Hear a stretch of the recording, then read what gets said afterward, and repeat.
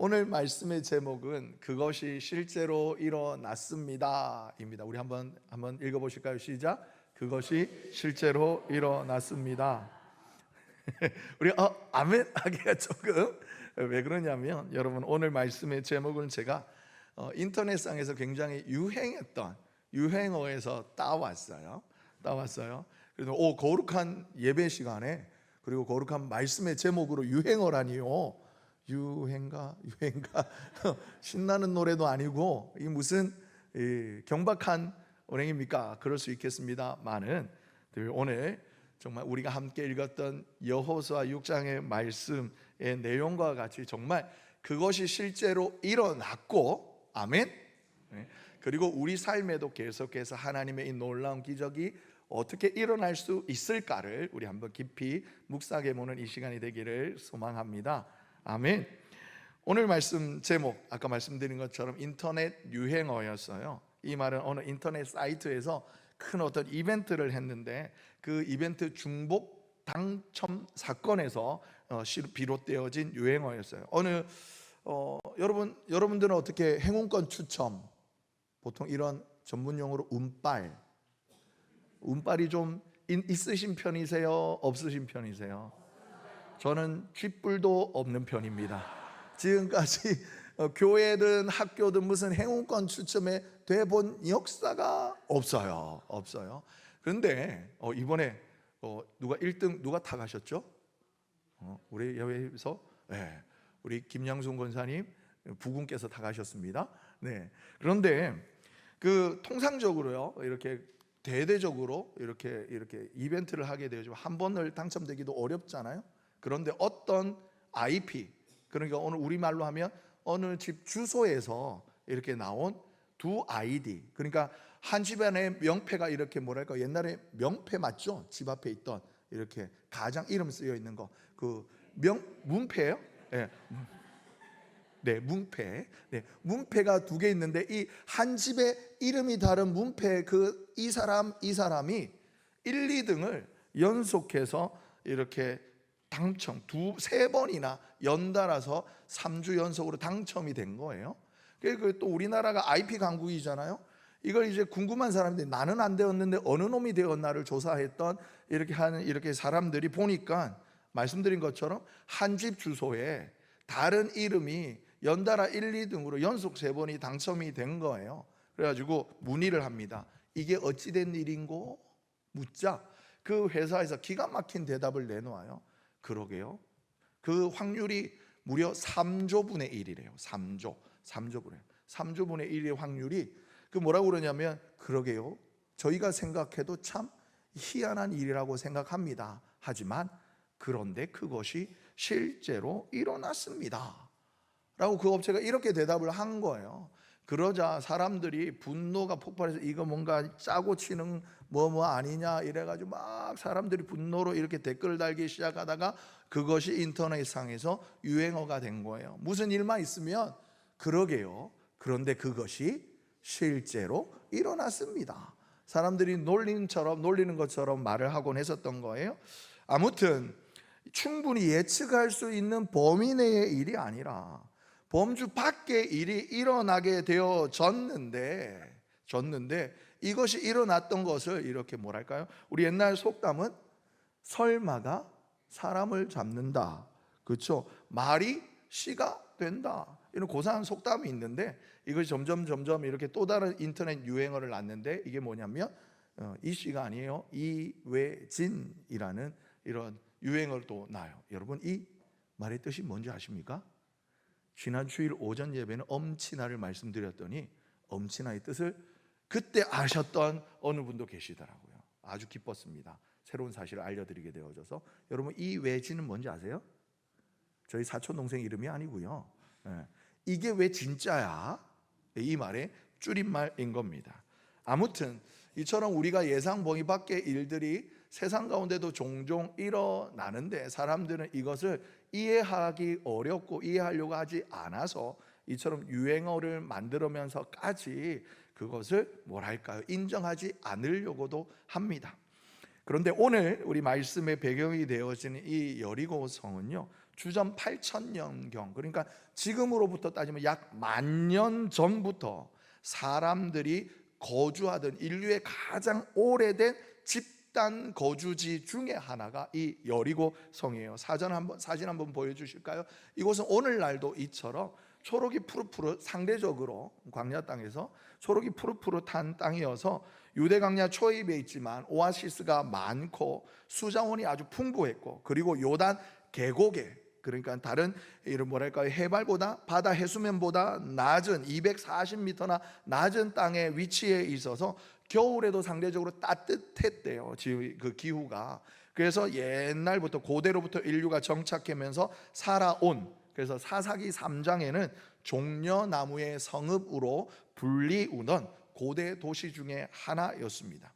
그리고 여러분, 여기는 우리가 이스라엘 지도를 보았을 때는 오른쪽 끝 요단강 있는 이쪽이었다면, 지중해가 있는 대해 쪽의 요빠 도시와 함께 쌍으로, 그러니까 가나안 땅의 정문, 가나안 땅의 뒷문으로 불리우던, 그리고 굉장히 유명한 큰 도시였습니다. 그리고 오늘 이 여리고를 정복하는 이야기, 이것이 오늘 본문인 여호수아 6장의 이야기예요.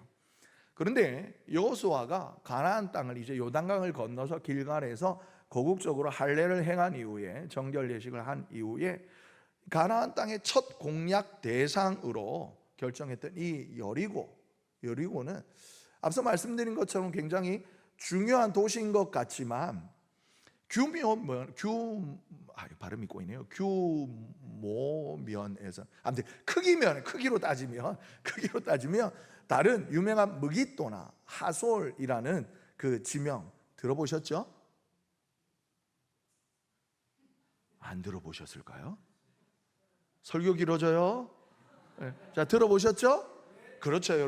이렇게 합이 잘 맞아야 돼요. 예, 그게 상대적으로는 작았어요. 좀 무기또는 그 크기가 약 56,600, 그러니까 한 57,000 제곱미터면 하솔은 81,000 제곱미터. 그런데 여리고는 32,000 정도 제곱미터 도시니까 무기또보다는 한 절반, 하솔보다는 한 3분의 1 정도밖에 안 되는 작은 도시였어요. 그런데 이 여리고는 규모는 작지만 아까 말씀드린 것처럼 지리적으로 교통의 요충지였기 때문에, 또한 당연히 옛날에는 교통의 요충지란 말은 전략적 요충지라는 말과 동일한 말이에요. 그러다 보니까 성벽의 구조 면에서도 굉장히 남달랐어요. 이 여리고 성벽은요, 그 다음 사진을 보여주시면 이중으로 이렇게 되어 있습니다. 그 다음 사진이 없나요? 제가 안 드렸나? 아니구나, 죄송합니다. 제가 머릿속으로만 그리고 말았네요. 예, 보면 여러분 보시기에도 성벽이 몇 층으로 되어 있는 것 같아요? 예, 두 겹으로 이렇게 이루어져 있어요. 다른 사진은 조금 더 제가 준비했다가 말을 못한 것 같습니다. PPT로 만들지 못한 것 같아요. 그 자연 암석 위에 이 성벽이 놓여졌는데 두께가 약 2m, 꼴랑 2m 그것밖에 안 돼? 이런 생각을 하실 수도 있겠습니다만, 옛날에 다 일일이 사람 손으로 져다 날르는 것. 우리 권사님들, 예전에 우리 교회 처음에 건축하실 때, 우리 여기 이렇게 이제 언덕벽에 돌밭이라고 들었어요? 우리 교회 땅 밑도? 그거 일일이 돌작을 나르실 때, 손으로 지어 나르실 때 쉬웠어요, 어려웠어요? 그거 한 10년 하라고 그랬으면 할만하시겠어요? 음해 못해요 이렇게 했죠. 예.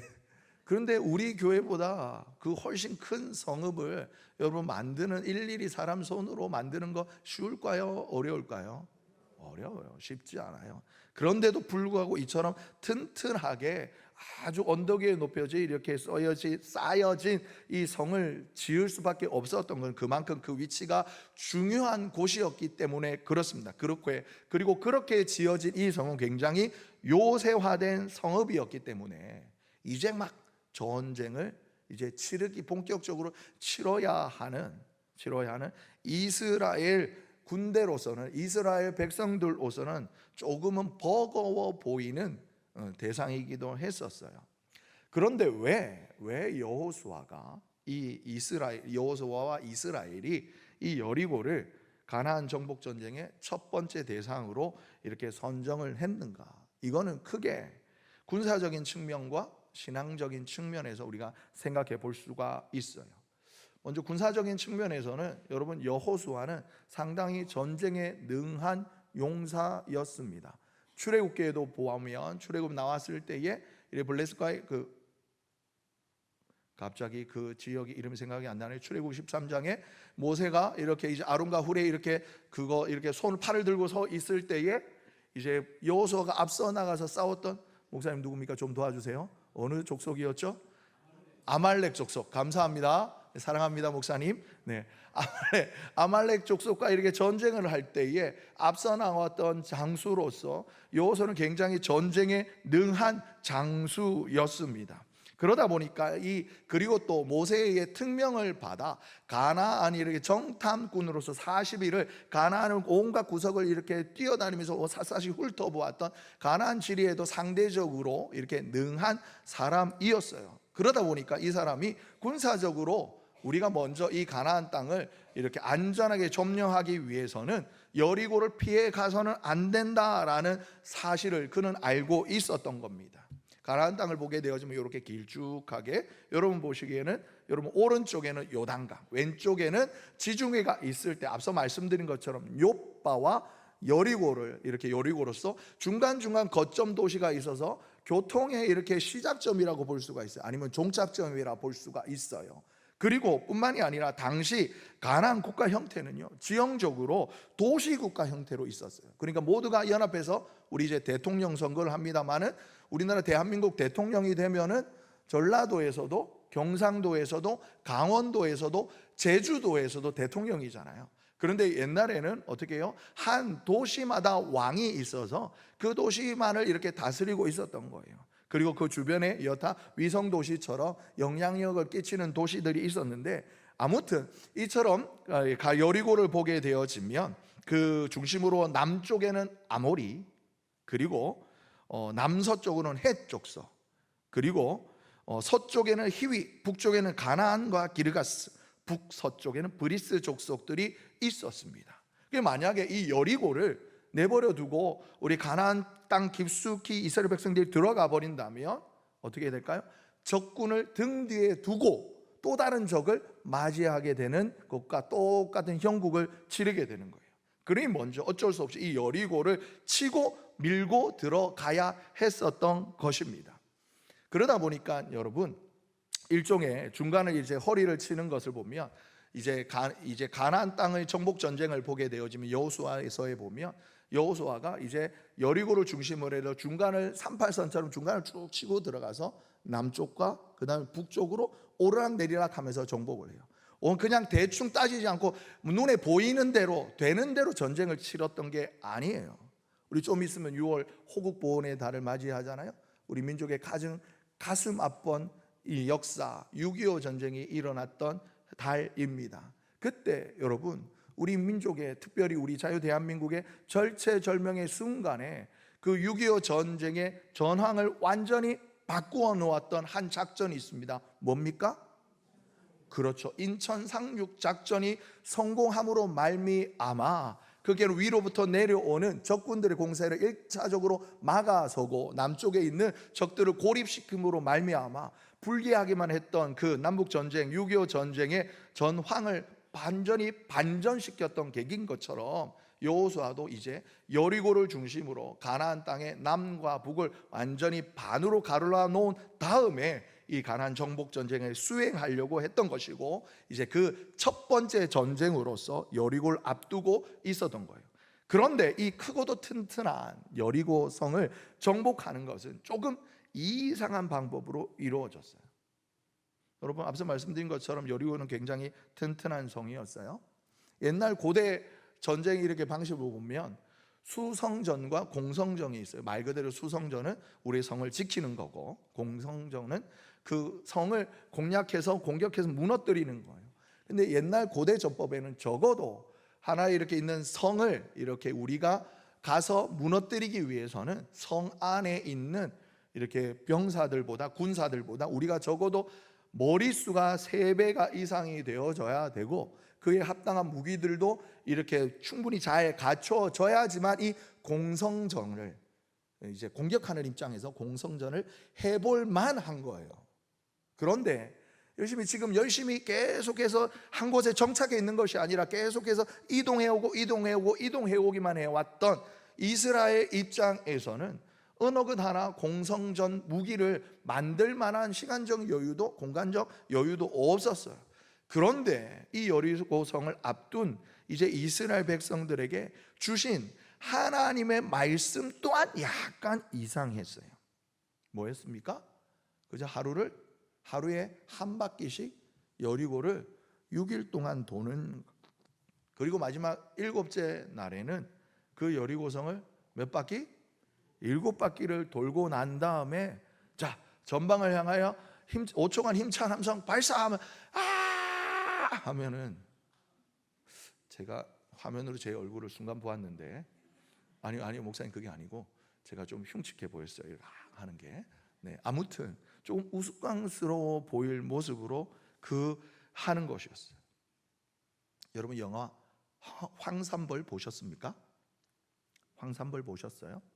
황산벌 보게 되어지면 나무로 된 성에 이제 백제 전쟁이 어디예요? 거기 이제 그다음에 신라군들이 쳐들어와 가지고 막 이렇게 말을 주고받는, 이렇게 험한 말을 주고받는데, 그 성 위에 목책위지만 성 위에 올려진 입장에서 이렇게 앞에 놓여진 신라 병사들이 보기에 굉장히 우스워 보였던 거예요. 그러면서 이렇게 주고받는 이야기들이 이렇게 영화 속에 나오는데 마찬가지였어요. 여리고성에서 이제 여리고 사람들이 둘러보니까 어디서 뜨내기 같은 것들이 와가지고 성 밑에서 이렇게 하늘장 어기적 한 바퀴 돌더니 자네 뭐요? 이러다가 또 그 다음 아침에 일어나리 주섬 줄을 세우더니 갑시다 이러더니 한 바퀴 또 삥 돌아요. 긴장했다가 뭐요? 이러다가 몇 날 며칠을요? 6일 동안 그러는 거예요. 긴장이 풀어지고 마지막 날에는 조금 더 새벽녘에 더 일찍 일어나서 주섬 챙겨요. 왜요? 7바퀴나 돌아야 되니까.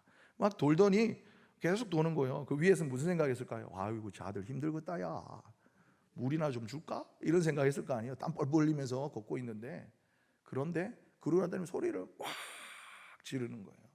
어머 깜짝이야 하는 그 순간 여리고성이 와르르 무너졌어요. 오늘의 말씀 제목, 그것이 실제로 일어났습니다. 아멘. 여러분, 여기에서 하나님께서 여호수아를 통해서 이스라엘 백성들에게 이 여리고 전쟁을 통해 깨닫게 하실 신앙적 교훈이 있어요. 그것은 오늘 본문 2절의 말씀을 보게 되어지면 이렇게 있습니다. 여호와께서 여호수아에게 이르시되 보라, 내가 여리고와 그 왕과 그 용사들을 너의 손에 넘겨 주었다.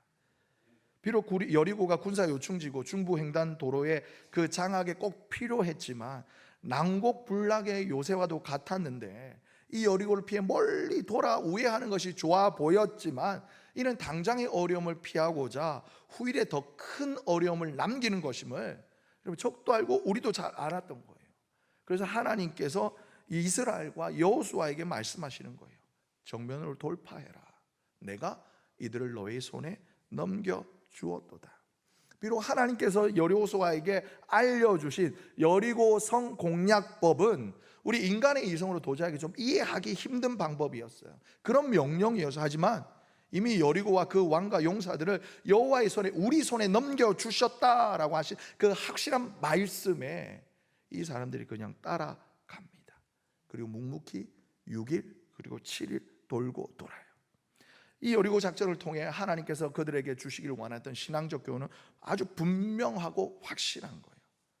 이것은 이스라엘은 오직 여호와 하나님에 대한 믿음, 아멘, 그리고 하나님의 말씀에 순종, 아멘. 이 믿음과 순종만 있으면 이들의 삶은 no problem, 모든 것이 하나님께서 다 해결자가 되어 주신다라는 것이었어요. 여리고성이 아무리 견고한 성벽이라 할지라도 여호와의 능력과 하나님의 뜻으로 막아설 수 없다는 사실을 결정적으로 증명한 사건이었던 거예요.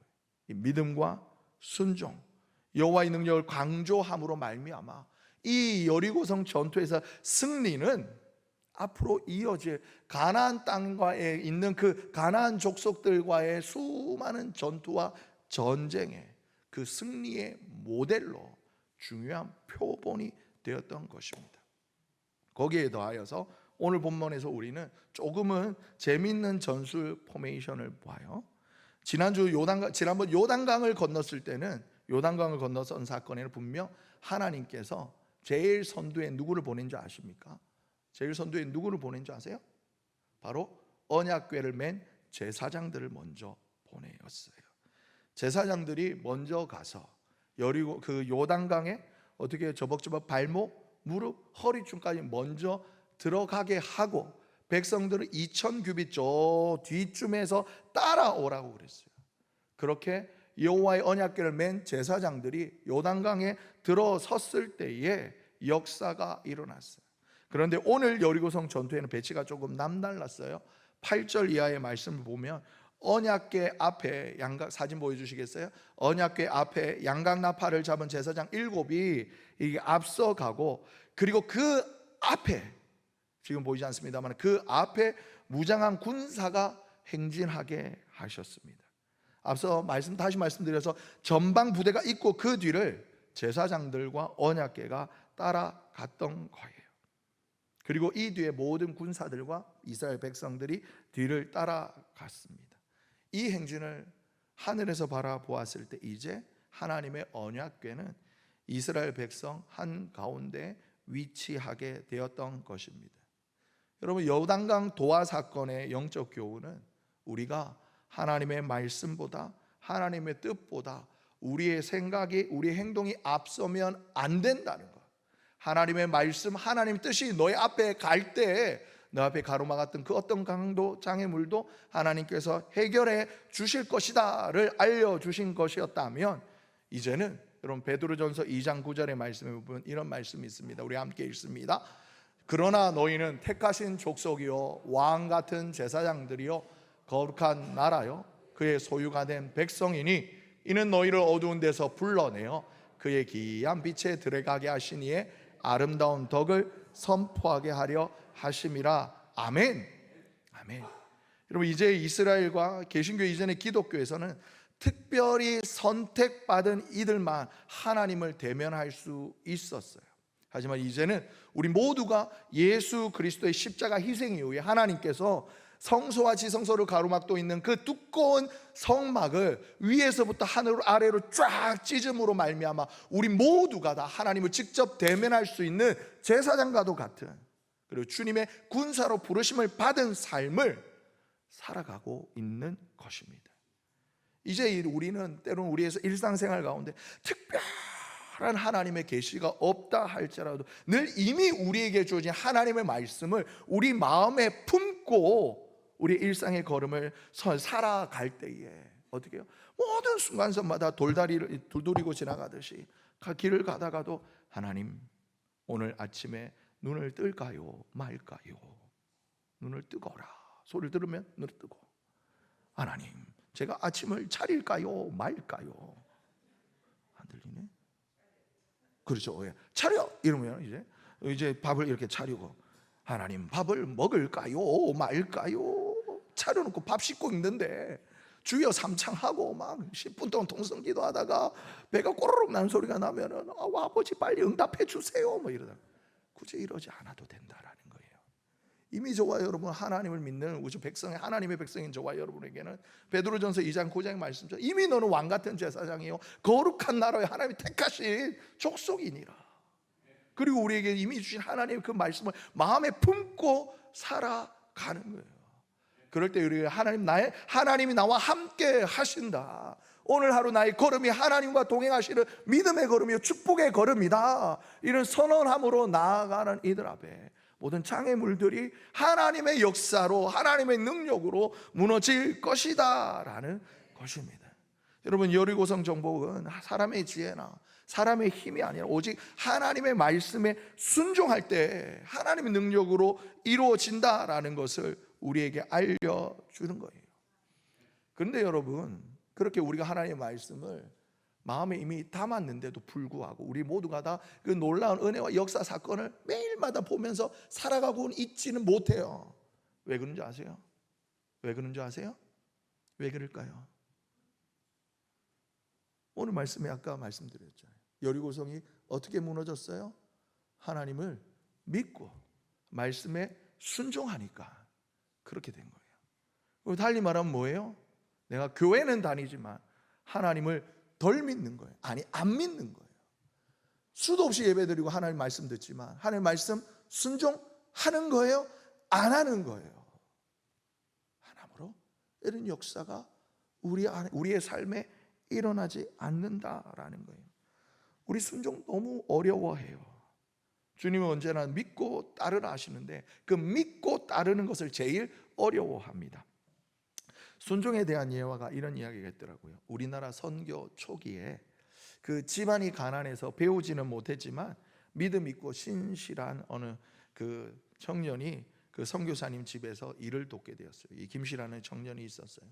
근데 그에게 이제 한번 선교사님이 장작을 이렇게 한 트럭을 가져와 가지고 이제 이렇게 집 앞에 이렇게 쏟아놓고 이제 트럭 가니까 요걸 이제 잘 집 앞에 쌓아두라라고 말했어요. 그러자 이제 성실한 그 김씨가 잘 이렇게 장작을 잘 쌓았어요. 근데 몇 날 되지 않아서 비가 내리는 거예요. 비가 내리니까 이제 그 장작이 마당 한켠에서 이렇게 이제 젖고 있으니까 저쪽 그 처마 밑에다가 좀 옮겨 놓으라고 이야기를 했습니다. 그런데 이제 그래서 처마 밑에다 이렇게 잘 옮겨 놓았어요. 그런데 옮겨 놓은 그 처마가 대문에 이렇게 처마였던 것 같아요. 선교사님이 문을 이렇게 들락날락 하는데 이렇게 이제 그 약간 좀 눈에 거슬리는 거예요. 그래서 김 씨를 다시 불러서 요거를 저 집에 사랑채 뒤편 그 처마 밑에다가 다시 좀 옮겨 놓으라고 이야기를 합니다. 그러다가 또 그 다음 날이 돼서 몇 날 되지 않아서 요걸 저쪽에 이렇게 부엌한 옆에 있는 그쪽으로도 조금 장작을 옮겨 놔라고, 그리고 또 옮겨 놓으라고. 벌써부터 이제 피식피식 웃으시잖아요. 7번이나 옮기라고 이렇게 말을 한 거예요. 그런데 그럴 때 어떻게 했을까요? 여러분이 만약 그 김씨 총각이라면 무슨 생각이 드셨겠어요? 어머, 목사님 저는 여자예요, 뭐 이런 생각 드시겠어요? 아니죠. 김씨라면 이건 뭐 처음부터 제대로 일을 시키던가, 이 계속 이 의미 없는 거 일을 계속해서 반복해서 날 일을 시키나, 이런 생각 할 만도 하잖아요. 그런데 그 김씨가 아무런 불평도 안 하고 예 알겠습니다, 예 알겠습니다 하면서 계속 따랐던 것 같아요. 그러자 처음에는요, 비가 내려서 처마 밑으로 옮겨라고 했을 때까지는 상황에 따라서 그런 거였는데 그 다음부터는 그 선교사님이 이 김씨가 언제까지 자기의 말을 따르는가 해서 보려고 불어 일을 시킨 거예요. 그리고 나서 이의 태도를 보고 선교사님이 감동해서 이 정도면 이 사람을 그냥 이렇게 두어서는 안 되겠다 생각해서 추천서를 씁니다. 그래서 이 사람을 미국으로 보내서 그를 도울 후원자를 이렇게 알아보고 학교도 알아보고 이제 공부해서 아주 훌륭한 목회자가 되도록 그를 도왔다라는 우리나라 선교 초기의 한 기록을 보았습니다. 여러분, 우리가 주어진 일에 한두 번 따르는 것 그리 어려운 일이 아닐 수 있어요. 그런데 세네 번, 그 일이 서너 번 반복이 되어지면 더 이상 같은 말에 그냥 따르고 싶지 않은 마음이 생기는 것, 그냥 흔한 우리 마음일 거예요. 물론 거기다가 더해 저처럼 그냥 쉽게 이렇게 실증을 내고 새로운 일에 호기심을 이렇게 갖는 성격이라면 계속해서 같은 일들을 반복하는 것은 굉장히 어려워요. 그런데 오늘 하나님 뭐라고 그래요? 너희 모든 군사는 성을 둘러 매일 한 바퀴씩 돌아라. 그게 좀 넓긴 하지만 하루 한 서너 시간 돌고 나면 남은 시간 뭐 하겠어요? 기다리는 훈련을 시키는 거예요. 또다시 일어나라, 돌아라, 고, 스톱. 주님 말씀하시면 내가 나아가리다, 주님 뜻이 아니면 내가 멈춰서리다 라는 어느 복음성가 CCM의 가사 내용처럼 하나님의 말씀에 가고 서는 훈련을 매일에서 반복했던 거예요. 그리고 그 의미 없어 보이던 그 일을 7번을 해라.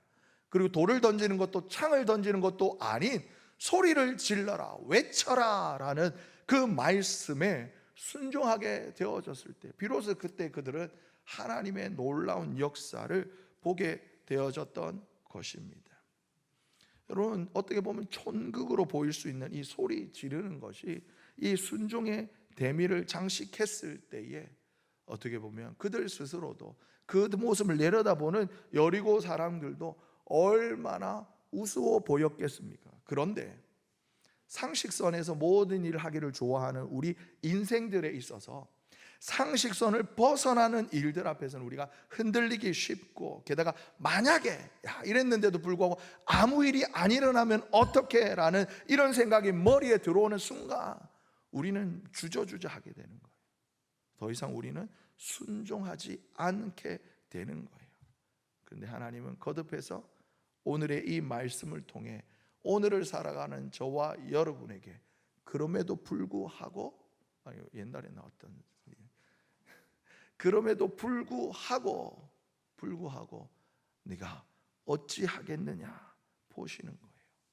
그렇게 매일매일 새벽마다, 매주 주일마다, 그 매주 수요일마다, 금요일마다 공적 예배를 통하여서, 그리고 여러분의 일상의 경건의 시간을 통하여서 하나님의 말씀을 저희 마음 안에, 우리 마음 안에 계속해서 넣어주시는 거예요.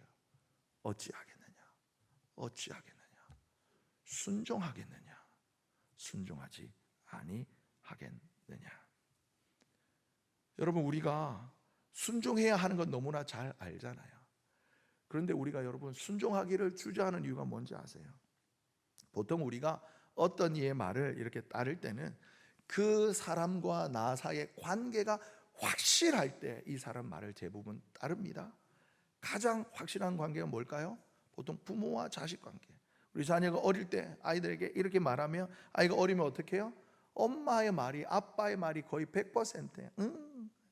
응 하고 따라요. 물론 어린이집을 보내면 싫어부터 배우곤 합니다만은, 이처럼 여러분 둘 사이의 관계, A와 B 사이의 관계가 확실할 때에 이거는 누구 순종해라 하라 말아라 할 정도로 말할 필요도 없이 서로의 말을 말하지 않아도 알아야 되는 것처럼 서로가 하나가 될 정도로 말과 언행의 일치가 일치되는 것을 봅니다.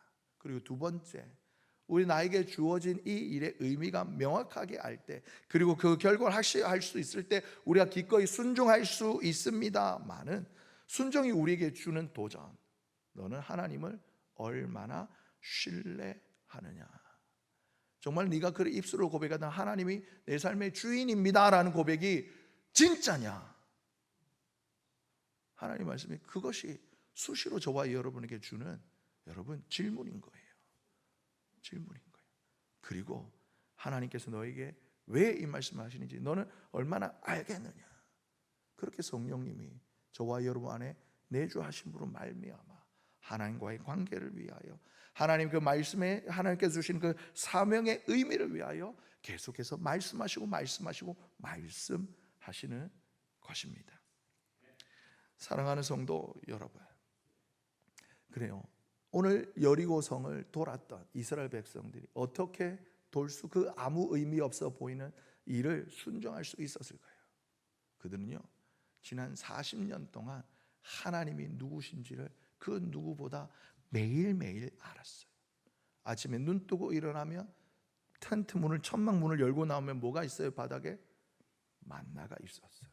그 누구도 심지도 뿌리지도 않았지만 그날에 먹을 일용할 양식 만나가 있었어요.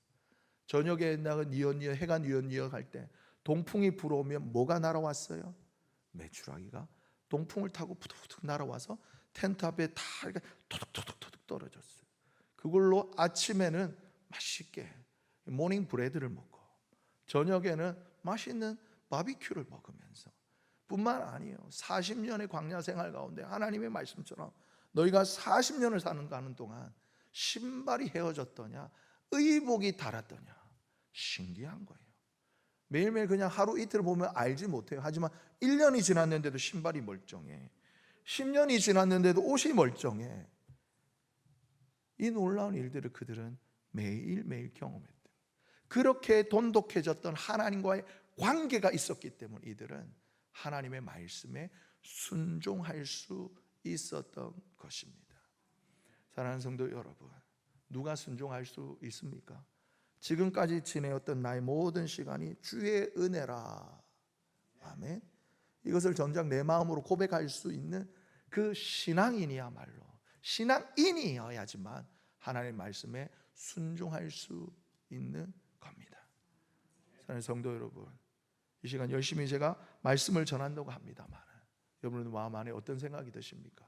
나도 오늘 여리고성 앞에 이스라엘 백성처럼 이 놀라운 일 경험하고 싶다. 그런 거룩한 열심이 혹시 생기십니까? 그렇다면 여러분, 이미 여러분 안에 내주하시는 성령님, 그리고 매 예배 시간마다 모든 순간순간마다 여러분 앞에, 여러분의 마음에, 여러분의 생각에, 여러분의 삶에 주신 하나님의 말씀에 순종하는 훈련하시기 바랍니다. 그러면 어느 날 하루요, 이틀이요, 3일이 지났는지 모르니까 어느 날 하나님의 날이 이르면 외쳐라 하는 그 순간, 와 하는 그 순간 여러분 앞에 놓인 그 큰 성 여리고가 와르르 무너지는 것을 경험하게 될 것입니다. 이 놀라운 하나님의 역사가 사랑하는 우리 선함의 모든 권속들의 삶에 가득하시기를 예수님의 이름으로 축복합니다.